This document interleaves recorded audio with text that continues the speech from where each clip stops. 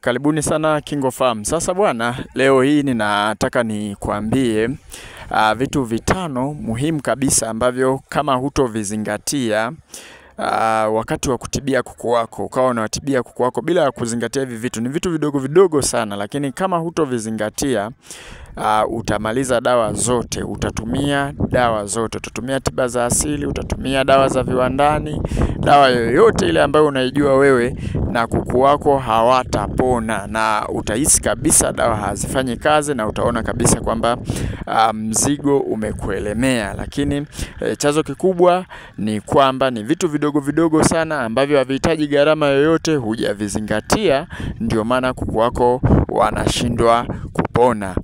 Kitu cha kwanza kabisa, kuwapa kuku wako maji safi na salama. Kama unawapa kuku wako maji machafu, hata dawa unachanganyia kwenye maji machafu, kuku wako wataendelea kuumwa. Utakuta kuku wako wanaharisha, wanaumwa mafua, mara homa za matumbo haziishi. Kila ukitibia kuku wako wanakuwa hawaponi, lakini chanzo kikubwa ni kwamba kuku wako maji unayowapa sio salama kwao. Kwa hiyo tujitahidi sana wafugaji kuwapa maji ambayo ni salama, na tunashauriwa sana tusiwape kuku maji ya mvua.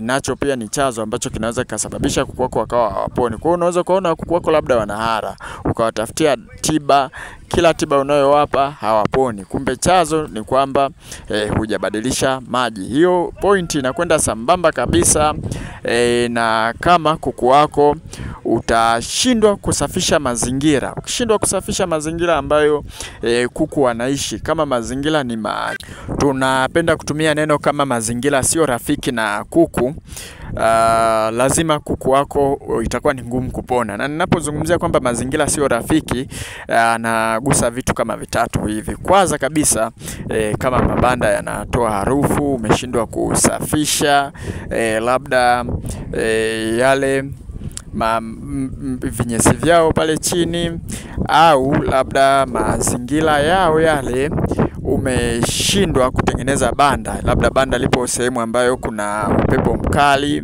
Kwa hiyo lazima tu kitakachotokea hapo ni kwamba kuku wako watakuwa wanapata ile homa, labda wanapata mafua sababu ya upepo mkali, lakini wewe kila ukiwatibia unakuta hawaponi. Labda banda ulilojenga halina vipimo sahihi, yani kimo cha dirisha ambapo inatakiwa ikae, labda madirisha ni finyu.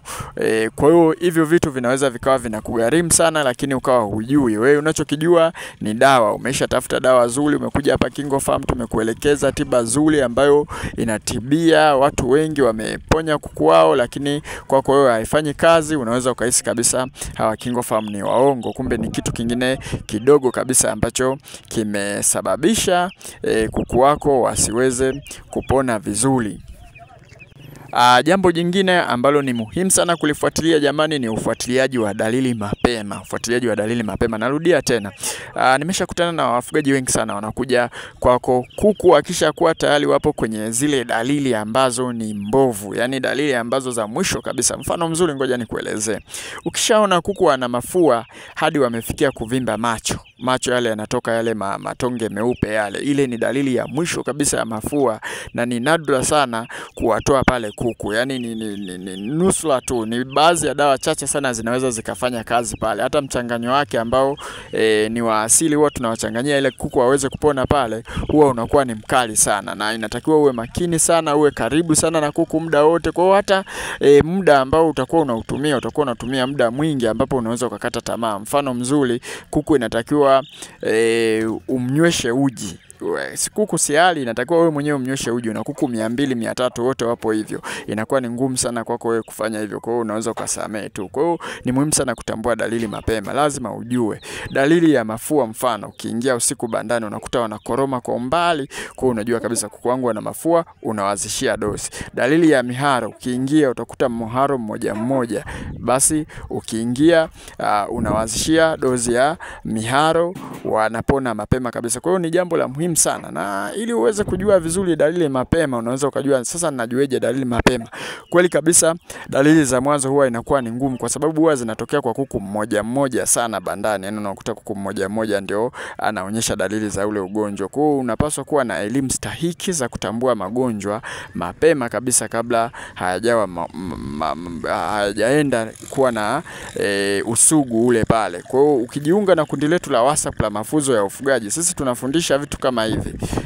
Tunaelekeza mwanzo kabisa, ukiona kuku wako labda wanajikunyata au kuku wawili watatu wana dalili fulani, basi ujue hii ni dalili ya ugonjwa gani. Na muda mwingine unaweza ukajua dalili za ukawa unachanganya kuku, kwa mfano Kiara Muharo Mweupe, ukatafsiri labda ni ugonjwa mwingine tofauti, ukampa dawa tofauti na akashindwa kupona ule ugonjwa, ukaendelea kustahimili kwenye miili yake. Kwa hiyo ni muhimu sana kutambua hivyo. Ukijiunga na kundi letu kwa ada ya shilingi 8,000 kwa muda wa miezi miwili, sisi tutakusaidia kabisa kwenye hichi kipengele.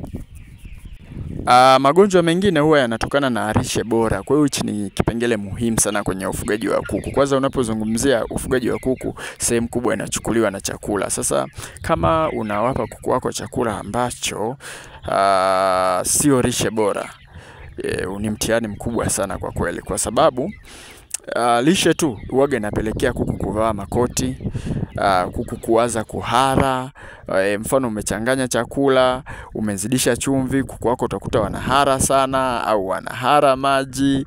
Kwa hiyo lishe ni muhimu sana. Yaani unaweza ukaenda labda mtandaoni ukapata kanuni ya kuchanganya chakula, ukaichukua na ukawa unaitumia, lakini kumbe ina mapungufu.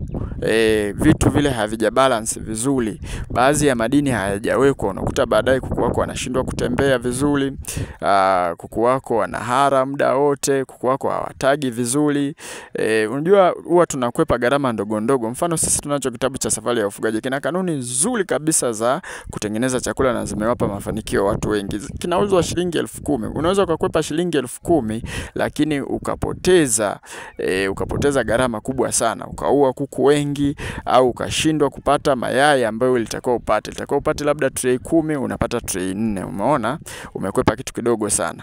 Kwa hiyo tusikwepe gharama, lakini pia tuwe na ujuzi mzuri wa kupata lishe bora. Au kuku wako wanaumwa, unawatibia ugonjwa, unashindwa kuwapa lishe bora, wakati unawatibia kuku wako pia na yenyewe ni mtihani. Kwa hiyo ni vitu muhimu sana vya kuzingatia. Lishe ya kuku ni muhimu sana. Usiwape kuku mabaki, wapatie kuku chakula bora. Na mwisho kabisa, hivi ni vitabu vyetu ambavyo mnaviona hapa. Unaweza ukavipata vikiwa soft copy kwa njia ya WhatsApp, tunakutumia mahali popote pale ulipo. Kitabu kimoja ni shilingi 10,000. Ukilipia 10,000 kwenye hii namba, basi tunakutumia hicho kitabu. Asanteni na kwaherini.